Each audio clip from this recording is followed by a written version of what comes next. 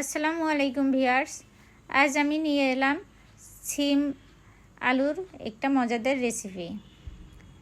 প্রথমে চুলায় কড়াই বসিয়ে তাতে দিয়ে দিচ্ছি তেল। তেল গরম হয়ে এলে এর মধ্যে দিয়ে দিচ্ছি কয়েক কোয়া রসুন কুচি ও 2টা শুকনো মরিচ কুচি দিয়ে একটু ভালোভাবে নেড়েচেড়ে নেব। এবার এর মধ্যে দিয়ে দিচ্ছি পেঁয়াজ কুচি দিয়ে নেড়েচেড়ে নিচ্ছি। এখন দিচ্ছি কালো জিরা দিয়ে এটাকে ভেজে নিচ্ছি। এর মধ্যে এখন দিয়ে দেবো আমি কেটে ধুয়ে রাখা সিম ও আলু। সিমগুলো আমি এভাবে টুকরো করে নিয়েছি, আলুটাকে এভাবে পাতলা করে কেটে নিয়েছি, দিয়ে ভালোভাবে নেড়েচেড়ে নিচ্ছি। এখন দিয়ে দিচ্ছি স্বাদ মতো লবণ দিয়ে আবার কিছুক্ষণ ভালোভাবে নেড়েচেড়ে নিব।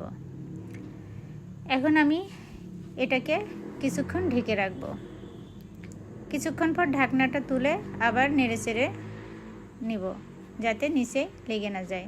আর এই ভাজিটা আমি পানি ছাড়াই করব, পানি ছাড়া ভাজিটা মজাদার হয় বেশি। এখন এর মধ্যে দিয়ে দিচ্ছি 2টো টমেটো কুচি ও কয়েকটা কাঁচামরিচ, দিয়ে দিচ্ছি হলুদ গুঁড়া দিয়ে ভালোভাবে নেড়েচেড়ে ভাজতে থাকব। এখন একটু দিয়ে দিলাম চিনিটা দিলে সবজির টেস্ট একটু বেশি লাগে আমার কাছে। এখন ছড়িয়ে দিচ্ছি ধনিয়া পাতা কুচি। ভাজিটা হয়ে এলে আমি দিয়ে দেব একটু জিরার গুঁড়া। এ পর্যায়ে আমার রান্না শেষ। কেমন হলো জানাবেন।